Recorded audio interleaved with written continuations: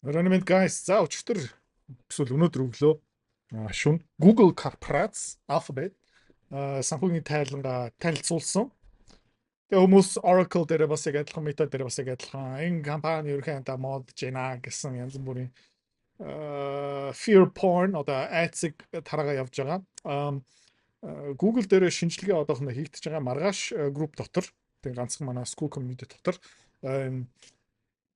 Alphabet, Google-ийн гүнзгий шинжилгээ орохын урьдчилан байдлаараа харах юм бол Google компани ерөөдөө улам сайжирж байгаа, улам ашигтай болж байгаа. Маржнууд гэх мэт чинь бүх юм ингээ сайжирж байгаа хэрнээ юу болж байгаа юм бэ гэх юм бол Google хувьцааны ханшин ингээ буурч байгаа. За тэгээ өчтөр орой ямар ханшнаараа хаалт хийсэн бэ гэх юм бол 341 дээр хаалт хийлээ.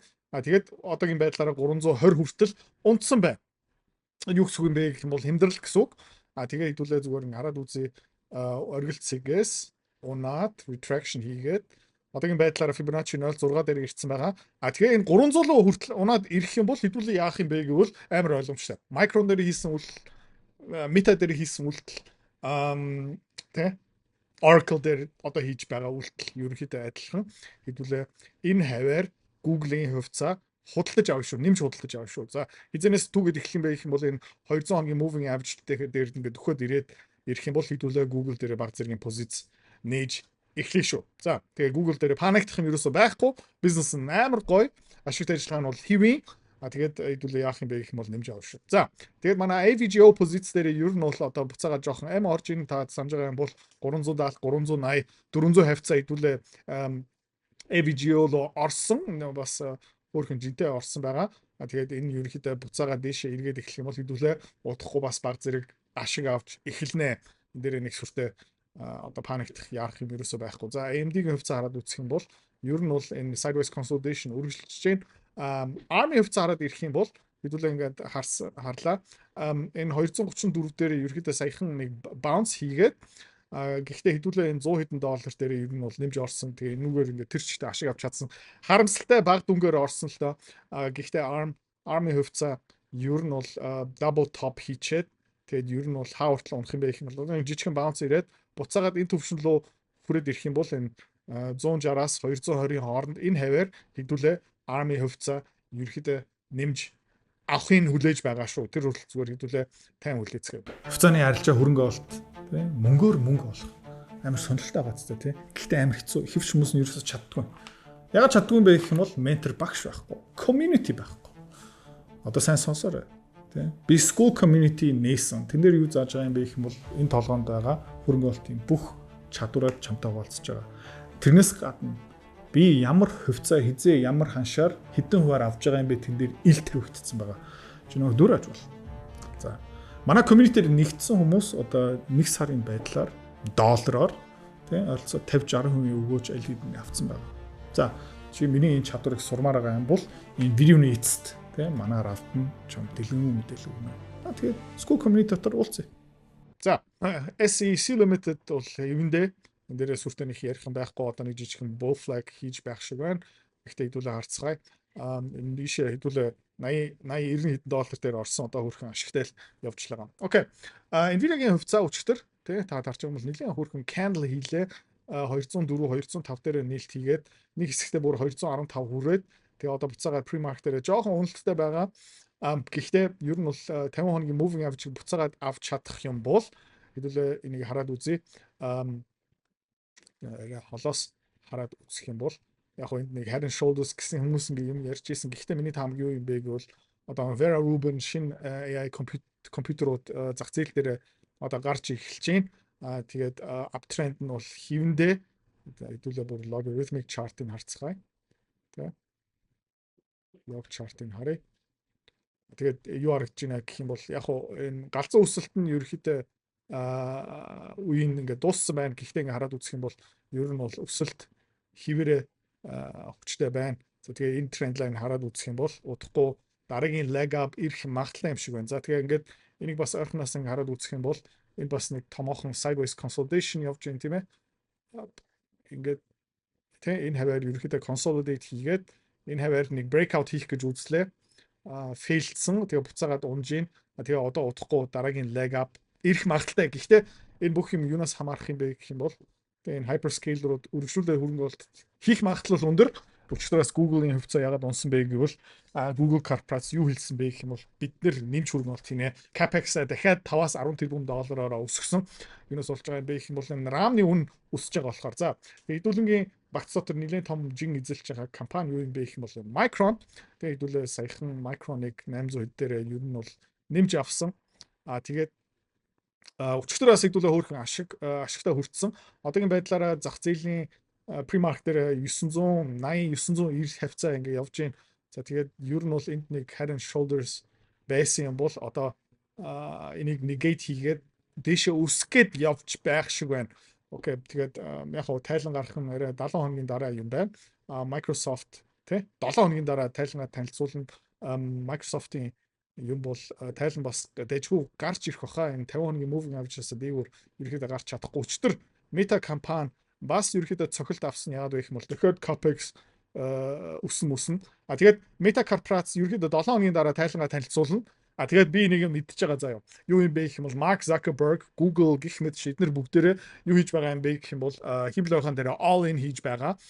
Тийм учраас энэ Meta Corporation хувьцаа дахиад энэ 600-аас доош унах магадaltaй. Тэгээд хэдүүлээ юу их юм бэ гэх юм бол ойлгомжтой энэ хаваар Meta Corporation хувьцааг түүж авна. За одоо олон хоног дараалал ер нь бол Oracle эндээ ёроолоо олцсон байх шиг байна.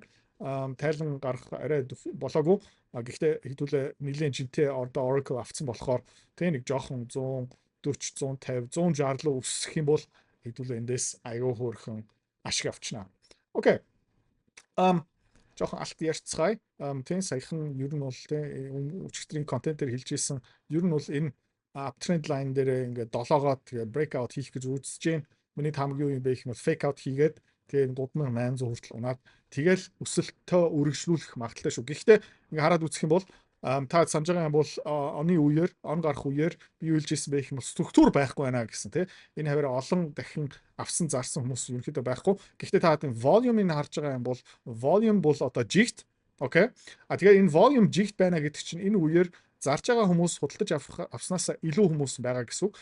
Тэгээ одоо volume яг баг зэрэг буурч ин л та гэхдээ тогтвортой хിവэрээ үн хааш ингээд тогтож байна гэдэг чинь юу болж байна гэх юм бол одоо зарах хүмүүс худалдаж авах хүмүүс одоо тэнцүү болж эхэлж байгаа.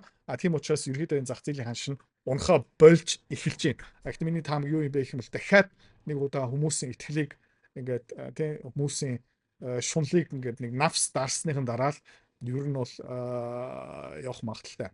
Окей. За долларын индекс ингээ хараад үзэх юм бол энд нэг bull flag байсан. Тэгээ эндээс ерөөхдөө гарч байх шиг байна. Тэгээ саяхан retest хийгээд хэдүүлээ харцгаая. Нөгөө өндөр дүнтэй багцтай хүмүүс бид нар бас EOS 5 дээр жоохон болгоомжтой байх хэвээр баг жижигхэн позиц хийж эхлэх ёстой юм шиг надад санагдаж байна. Яг гэх юм бол энэ Европ эдийн засаг улам ингээ сулраад байна.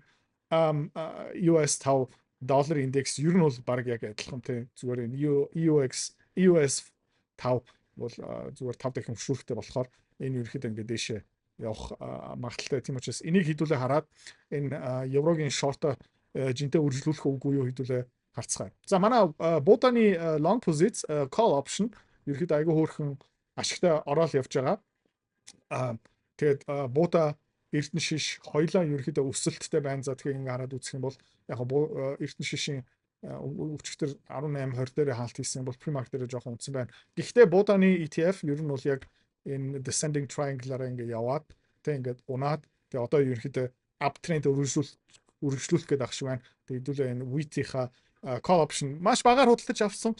Гэхдээ тэнгэр рүү бууждах юм бол энэс хэдүүлээ бас өөрхөн ашиг хий шүү. За BCI in AW1-аас харчи BCI-ыг зүгээр ингээ ойлгочих тий сая ерөөхдөө нэг жижигхэн correction ороод 200 хоногийн moving average дээр ерөөхдөө өсөлтөө буцаагаад үргэлжлүүлээд явж гин. Тийм учраас энэ дээр бас нэг санаа зовхон байхгүй.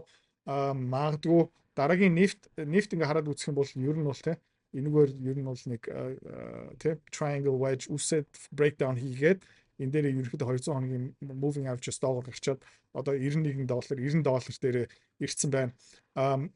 Харцгаая нефтний үн ханш ер нь бол ийм өндөр өсөд ирэхээр Дональд Трамп яадаг юм бэ гэх юм бол тайвшраад ирдэг. Тэгээ энэгээр дамжуулаад яадаг юм бэ гэвэл те одоо ингээ хараад үзье энд нэг downtrend line байна. Тэгээ одоо нефт жоохон унаад Тэгээ өсөлтөө өргөжүүлэх магадaltaй. Гэхдээ Donald Trump энэ Ирантай ерөөхдөө ямар шийдвэртэй хүрэх үү хэдүүлээ зүгээр тайван харцгаад.